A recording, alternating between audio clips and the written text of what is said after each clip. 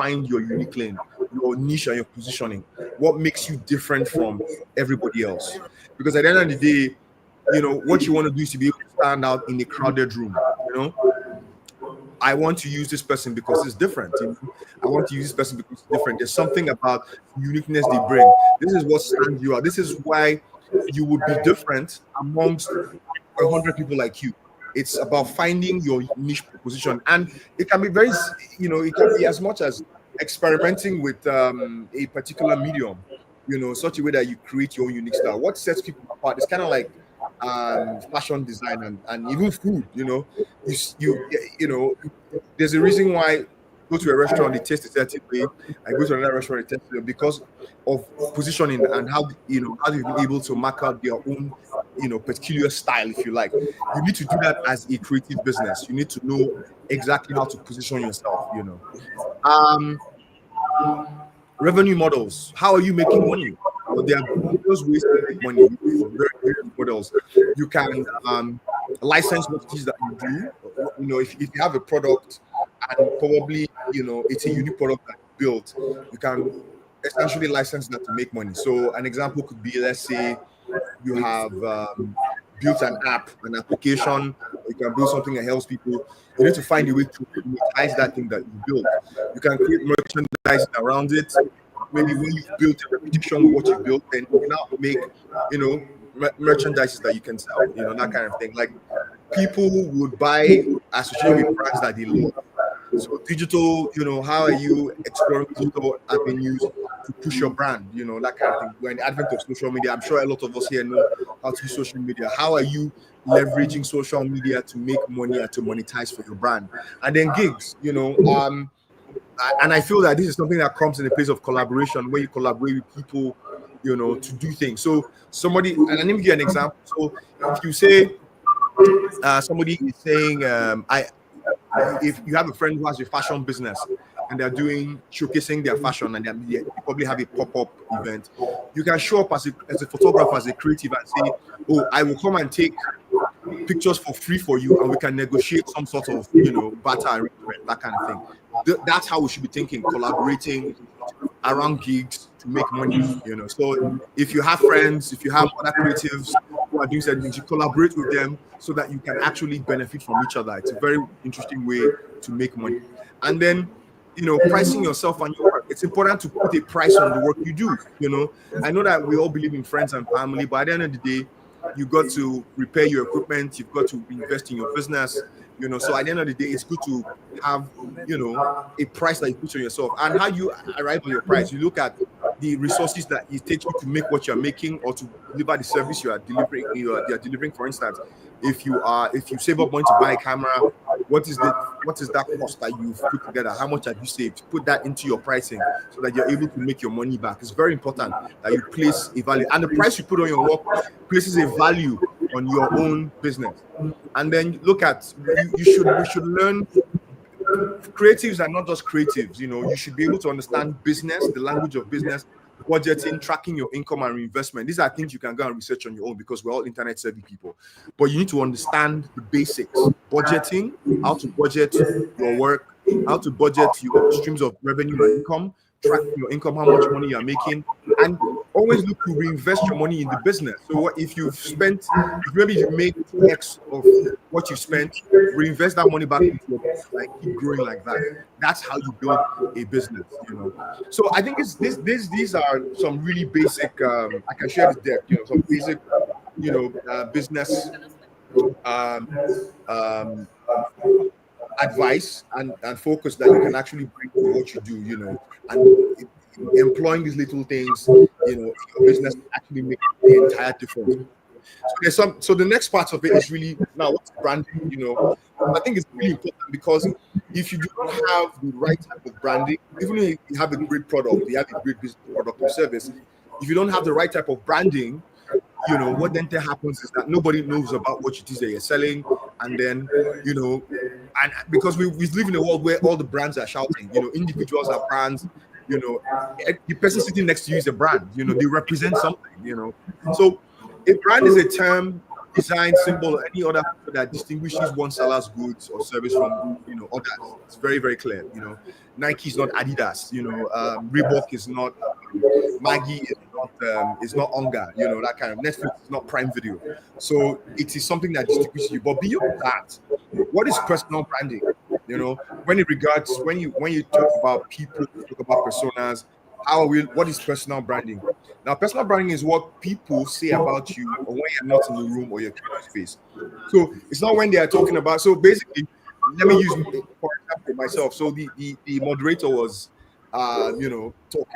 give an introduction about. I read out my resume, right?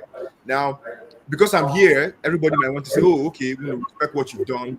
But the real branding for me is when I've left the room, what do people say about me? When your friend is with you, what are you saying about them? That's personal branding. Now, how do you build a personal brand as a creator, as an artist, whatever? You need to know, ask the question, who are you? The journey to building a strong personal brand begins with understanding who you are and what you are, what your art or your creation stands for. What it is that you're doing, what it stands for. If you do not know who you are, you cannot tell people who you are. That's a very, very valid, a very, very great way to start. Who are you? What do you represent? What do you stand for? What's your story? How are you building a personal brand as a creator, as an artist, whatever it is? How do people remember you? What are the things you say about yourself and your art or your creation? What do people say about you and your creation? And what do people say about your creation and your creativity and your art? It's very important. So you need to craft a story. A personal story is so powerful. What you are bringing, because essentially what your business is really essentially essentially an amalgamation of your personal story, what you're saying. So it's kind of like saying what inspired you to do what you are doing. You need to have that story at any time. And anytime anybody stops you on the road and says, why are you doing what you're doing? Why is this so important? Why are you building this business? Why are you doing this why are you building this creation? Tell them your personal story. It's very important. What are your values? Values are what you believe in, what makes you unique, what makes your work unique, what values you stand for, what values do you, as your art or your creation, stand for, what do you want to be known for. Those are your values. Very, very important. Without values, there's no substance. And when there's no substance, there's no product, there's no business proposition, there's nothing. So it has to be predicated on value. There has to be some sort of intrinsic value that you're bringing that makes, and don't forget, it's about what you believe in, what makes you unique, what makes your work unique, what value you stand for. Always remember that. Now, why does this matter at the end of the day? It helps in building healthy self-esteem. It fosters respect by others for you and your creation. It builds trust. People don't have trust in what it is they are doing. And you need to understand that what you're doing has to matter. It has to provide value. And that value is what gets trust. Now, I want to talk about the types of personal branding we have: the leader, the innovator, the expert, the entertainer, the adventurer, the nurturer. Now, this is a type of the leader. A leader is somebody who people look up to, who inspires. This is an example. This person in the picture, his name is Lee Kuan Yew, who brought Singapore out of a third world and brought them into the first world. A leader that was revered by his people. So there are great examples of African leaders. With so many leaders. So a persona or a brand persona could be a leader. It could be something that you aspire to. Another a brand persona is an innovator. Everybody knows who's on screen. He needs no introduction. Are you an innovative type of persona? Is that what you have? Are you predisposed to innovating things? That's an example of a brand leader. Are you the expert? Everybody knows on screen. Everybody has seen him. Everybody knows what he does. He's an expert. He's really good at what he does. That's like an example of another, example of a brand persona. He's really invested in what he does because he's an expert and he has used that to create value and impact lives. The entertainer, everybody knows who's on screen. Are you somebody who's focused on, entertainment, or your brand persona is that focused on entertainment, making people laugh, making people have a good time? That's another type of brand personality, And then we talk about the adventurer. You go around, you are not afraid to take risks, to do things that nobody else has done. That's another type of brand persona, adventurer, And it could be it could be doing things that you've never done, thinking about ideas that nobody has thought about before, and just being able to push them to execute there. So it's another type of brand persona. And we have the nurturer. Everybody knows Mother Teresa. Maybe you younger people may not know, but Mother Teresa she's a saint according to the Catholic Church, and was known to devote her life to the service of other people and humanity. So a nurturer it's like a mother. You take care of brands, you take care of things, you nurture things, you see things from when they're from their infancy to maturity. It's another type of brand persona. So what does this all mean? Building an effective brand, personal brand as an artist or as a creator requires a mix of artistry, consistency. Whatever it is that you're doing, you're consistent with that thing, your strategic storytelling, audience engagement. Define your artistic identity, your signature style. What you bring to the table as a creator, your core messaging. What emotions or messages are you trying to convey? Very, very important. What techniques are you bringing? What materials? What influences are you bringing to the table? Very, very important. Now, you have to have a strong online presence. We cannot explain how much having a great social media, platform is. And depending on where your audience is, whether it's TikTok, Instagram, LinkedIn, Facebook, all of that stuff is important in building a persona. And what I always tell creatives is that you need to have a strong website or whatever it is that you're building. Social media is not just enough. If people are checking your credibility, yes, they'll go to social media, but if you have a strong website, people take you seriously. A professional, well-designed website showcasing your work, your statements, what it is that you stand for. Platforms like Instagram, TikTok are vision-centric for artists, creatives, businesses, fashion people, photographers, videographers, and stuff like that. But you need to be able to harness the power of social media. Consistent visual aesthetic, ensure your social media posts have a cohesive color palette, mood, or theme. It helps to stand out. Then create high quality content. An example could be behind the scenes, share your creative process, what inspires you in your workspace, storytelling. People are doing a lot of podcasts these days, blog posts. There's something called Substack where people write about their process. Embrace these channels, push to talk about what you do. Short videos to narrate the meaning of your work. Engage your audiences by showing how you create. You get people invested in following you when you show them how you create, how you arrive. And don't forget storytelling and your why is important when you're doing all of this. Then leverage branding elements, your branding, your signature, what your art, your look and feel, everything around your physical brand and colors, typography, tagline, your motto, things like that. These are things that you should build and establish properly. Branding elements. Engage with your audience. We've spoken about it. Newsletters, as build a mailing list, build a community. It's so important to build a community of people who follow you, who listen to you, who are inspired by you. Respond to comments, join artist forums, have conversations. Q&A is very, very important. You can have your live sessions where you talk about your product, talk about your service, talk about the things that are passionate to you, things that you care about. And I said this before, collaboration, especially in the business side of things, collaborate to make the most of the exchange of value. It's critical that you join forces with other artist projects to help amplify your brand. So important. And then stay authentic. Don't try to be, another good copycat of somebody else. Be authentic. Stay true to yourself. Have a personal connection. Let your personality shine through your branding, and whatever service that you're offering. Adapt, experiment. Don't be too stuck up on doing it your way. Look at ways of evolving what it is that you're doing. If you feel that you get, and always listen for feedback. Feedback is so important. If people, and that's what happens when you build a community. People are saying, "Oh, we do not like. We think you can be better." Listen to them. Take the valuable feedback and experiment. That's how you get better. Building your creative brand. Yeah. Stay. Try new formats while staying true to your core identity. So these are, there are tons of examples of artists that create this very well. I would suggest that we find more. Then I also want to talk about how you look. It matters. You need to find your signature look. How you look matters. How you show up in the world it matters. 90% of the information transmitted to the brain is visual.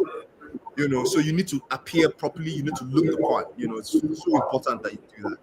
You know, like I said, building an online presence is so important. 82% of customers trust a company or brand when their senior management members are active on social media. So if your business, or whoever is responsible for your business, has a strong online presence, there's trust. It builds trust. Please, it builds trust. So I know you guys are students, but open a LinkedIn page. Talk about your achievements. Talk about what you've done. Bring it to a wider global audience. You never can tell who's watching. And then review your brand holistically every now and then. It's a daily routine. Evaluate what it is you're offering, and don't forget that the things that you are creating, whether you're a creator, whatever it is you're doing, it's a product. Nobody buys a defective product. Everybody is, if you ordered something from an e-commerce company and it delivered to you, and maybe it was a shoe, or the shoe was torn, or the shirt was torn, you return it. Or you bought biscuits or something and you saw at the shop and it has a hole, you would tell them, please refund my money. Nobody wants a bad product. That means that the things you're creating, whether a photographer, videographer, fashionista, graphic design, whatever it is, you must focus on delivering excellence. And that comes with constant practice to be better, and you have to be your own best self-critic. AI is here. You can constantly use platforms like ChatGPT to constantly evaluate what it is you are doing.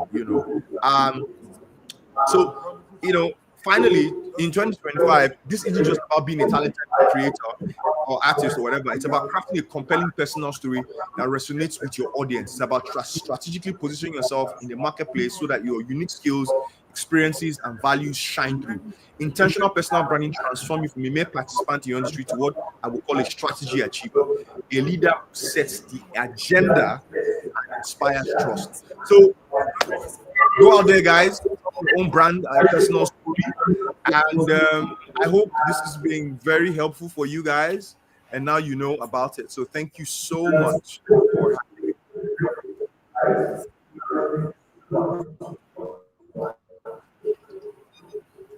Thank you very much, sir. Can you hear me? Yes, I can hear you. Awesome. It's lagging. Can you hear me? I can hear you. It's lagging. That means it's lagging. Hello. I can hear you guys. Hi. Okay.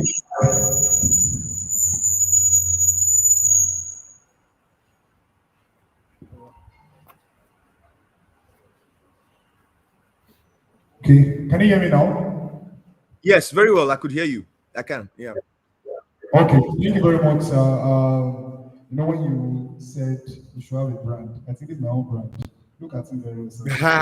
Yes. Quite nice. I learned it from Tunde is my friend, so I learned it so much from him. Yeah, thank you very much for the dosage of knowledge you've poured out there.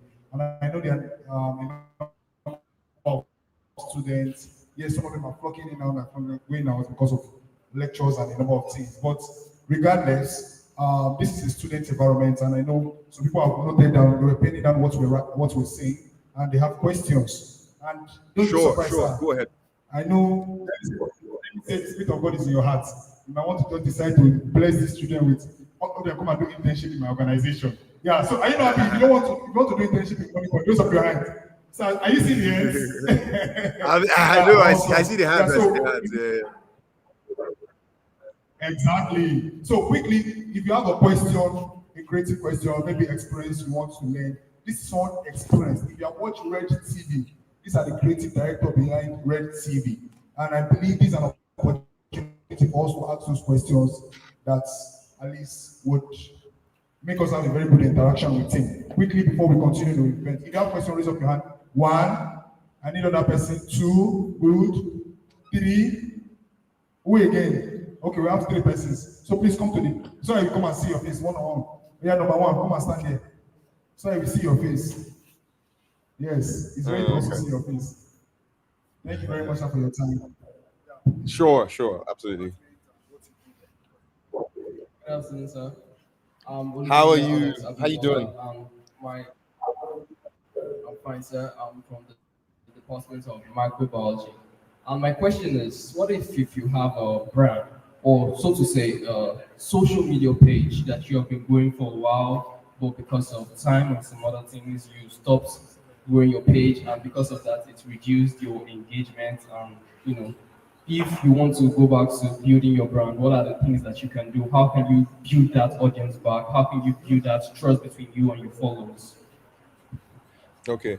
Yeah, I think that's a good question. I think that what is important is that you have to, when you start posting content and you start engaging a group of people, if you stop it, you've broken the chain of, you've broken trust.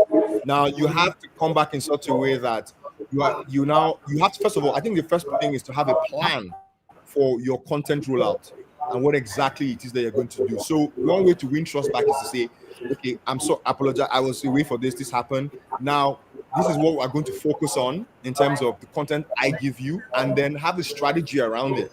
So maybe it's a question of, say, so the question now becomes, what kind of content do you want to put out? What are the things you want to tell them? You need to figure that out first. And what I'll say to you is, do not re-engage except you have figured out what you want to say and consistency around what you want to say, and have a plan. So you should have you are a student, so I assume that this is something you're going to do. Either you can do this without a lot of investment and time, so you have to do something that you can continue, because continuity is really the soul of business, or the soul of anything. Because what you don't want is to start and then stop again.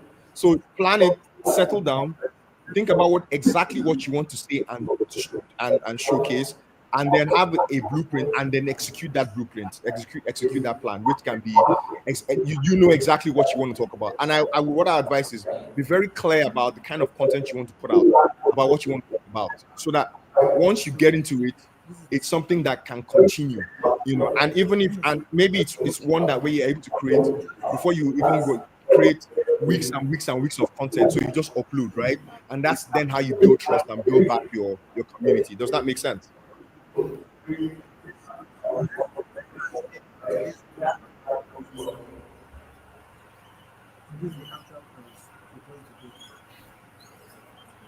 Okay, thank you very much, sir. All right, sure. Oh.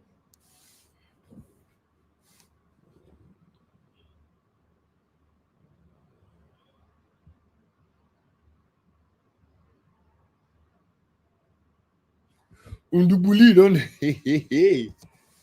Undubuli.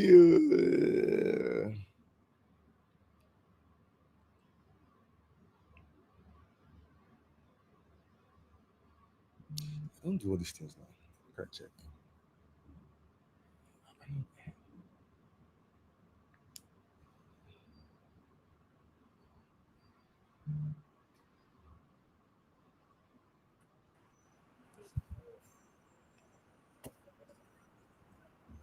Good afternoon, sir. My name is.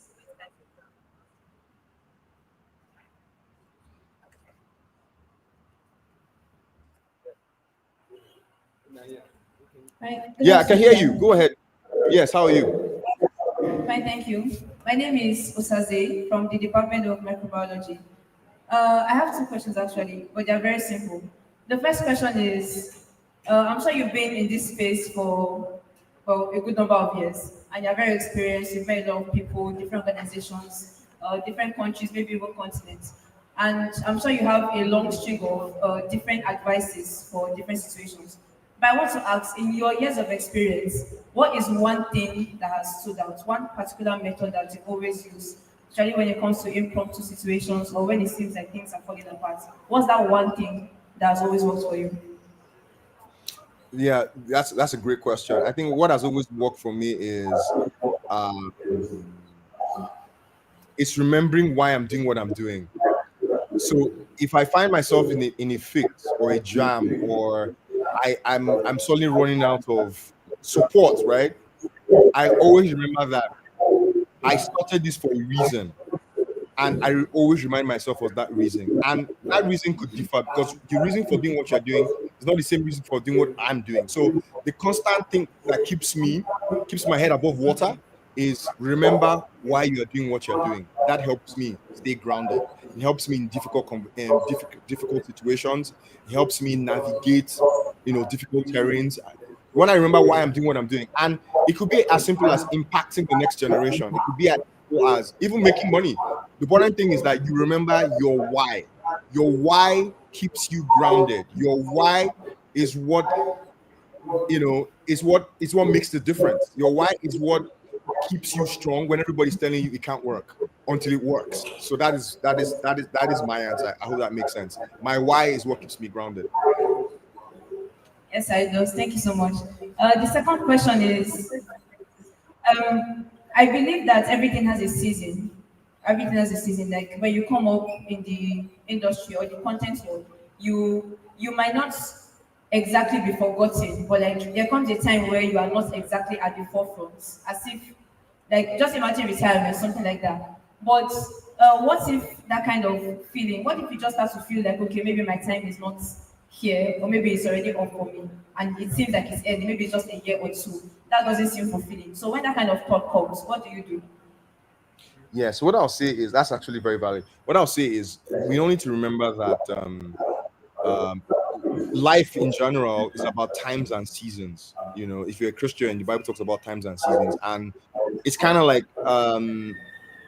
you need to understand that you cannot um, you cannot make all the impact at once. It's kind of like you're in microbiology, right? That's your department, correct? Yes, sir. Yeah. So when and what year are you in?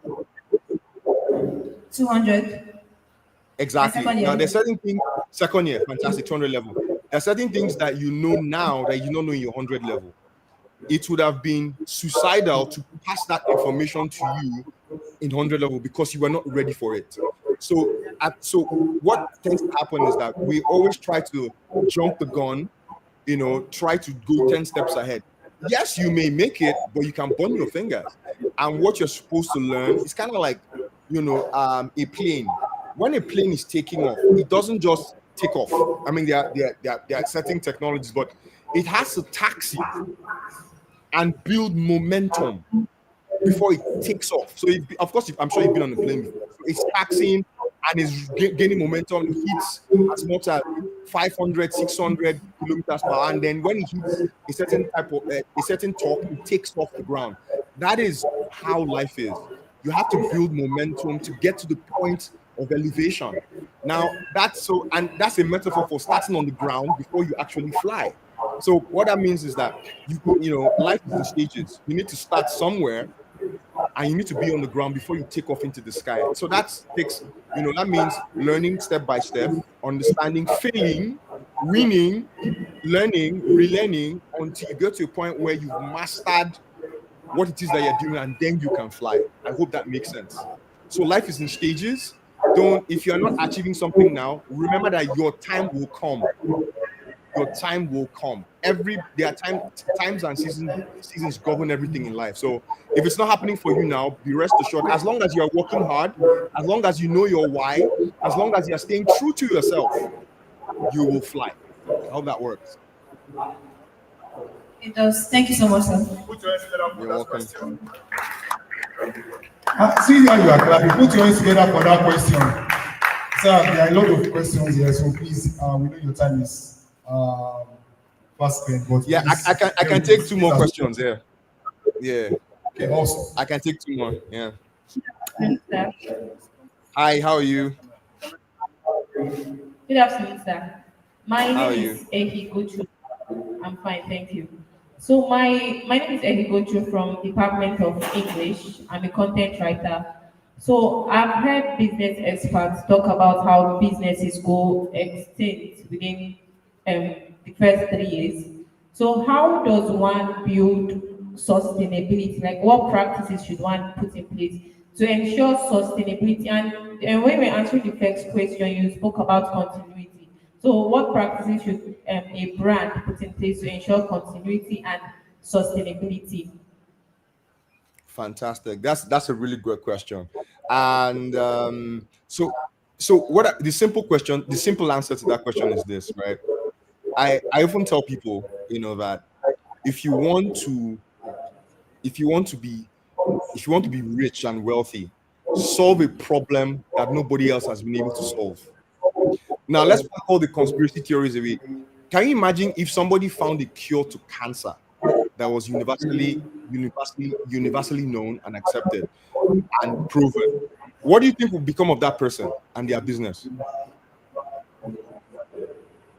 What do you think would happen if somebody found a cure to all the forms of cancer?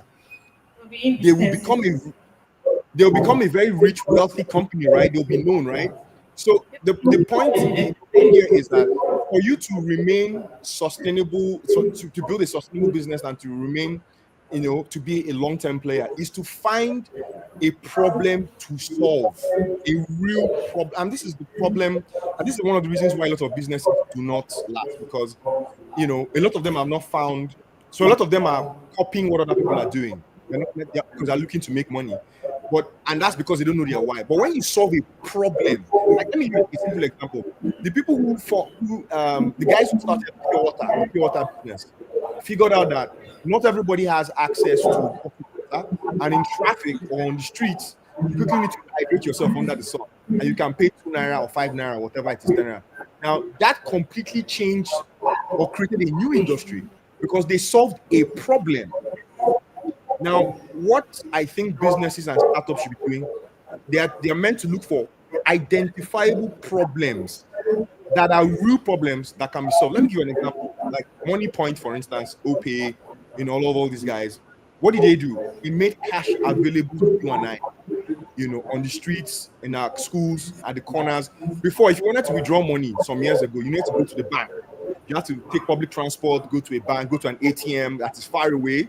But now, if you want to withdraw 5K or 2K or whatever it is, that's what is called solving a problem, meeting a need.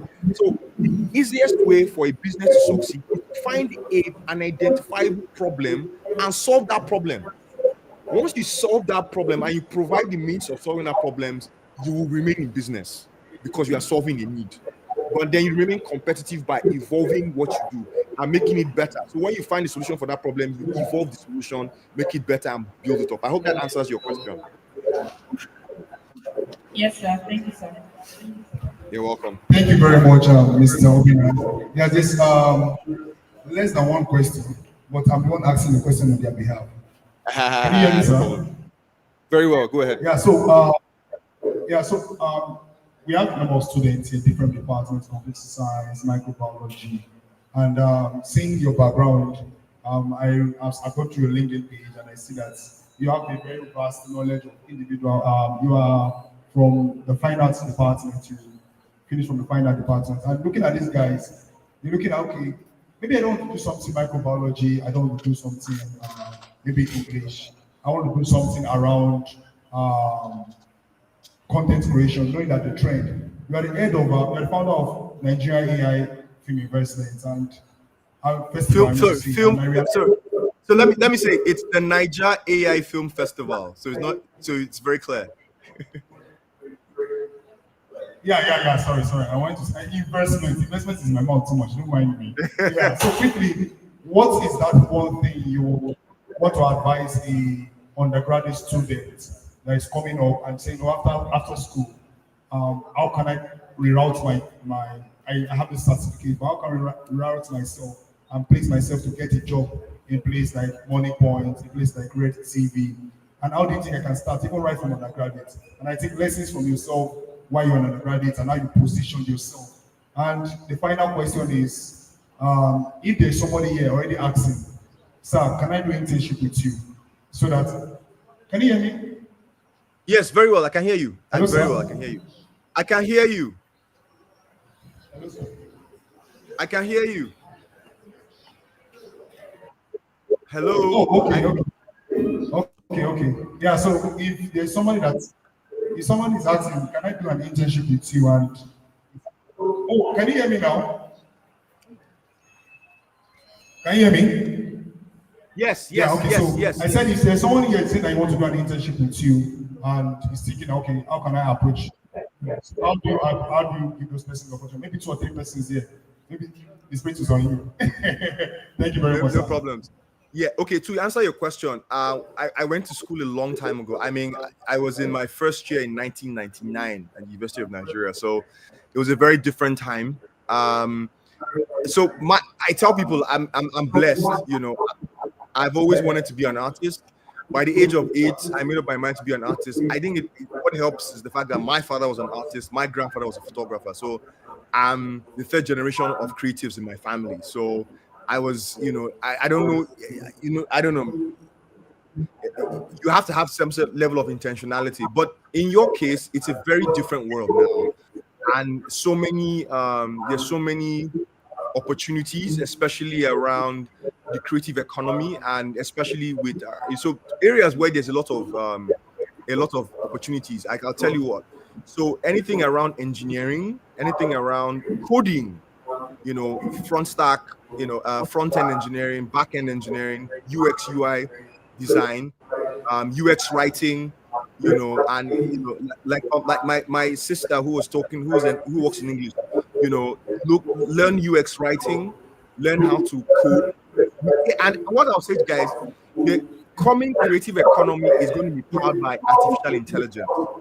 And it's going to be what I advise all of you to do is go and learn, acquaint yourselves with AI, understand machine learning, understand generative AI, understand agentic AI, creating agents with AI, because what's going to happen with the workforce? So what's happening already is that people who work in establishments need to learn how to integrate AI in their work processes. So we're going to have AI product designers, people, essentially creating products using AI, people using AI to solve problems. So immerse yourselves in understanding AI and machine learning. It's going to give you a lot of advantage, because if you compare your AI with whatever it is that you're doing, whether you're working in creative, digital marketing, whatever it is that you're doing, learn AI, guys. Be bullish on learning AI. If you want to go further and learn code, that's great, but what I'll say, guys, AI is now. It's not the future, it is now. So for my first of all, I'm a filmmaker as well. I mean, I said to myself, AI is changing the world. AI has completely changed the film and television industry, and it has completely redefined, the kind of stories we can tell and the kind of amounts that we spend. We don't need to spend big budgets anymore. AI has provided an opportunity to do a lot of all these things for lower costs and still increase quality. So I said I wanted to be the first, in Africa to actually start a film festival dedicated to AI. We have so many around the world, in America, in Europe, but in Africa, this is pretty much the first one. So I've built almost an over 200, 200 member community. So what I'll do is I'll send details you can share with the students. Anybody who's interested in joining our filmmaking community, they can come to join. And in September, we'll be having the first physical event, right here in Lagos. The event, the festival, where we will showcase films made by our community members and other people who submit their entries. So it's an exciting time, and technology is really, really taking front and center, and we must confirm. We have no choice. It's where we are. So I think this is my response, and I hope that makes sense. So the things we want to learn after school, while we're at school, is learn AI, agentic AI, generative AI, machine learning, very, very important, and see how that applies to what you do, and also look at areas like, and again, there's something called product management. That's something you guys might want to read up on. Being a product manager, learning how to build products, how to manage products, how to see products end to end. Because at the end of the day, we live a life that is filled with products. Everything around us is products, from your shoes to your cars to your pencils to your computers.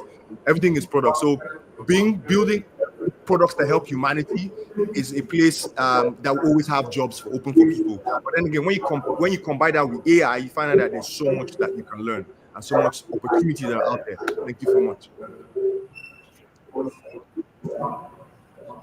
Yeah.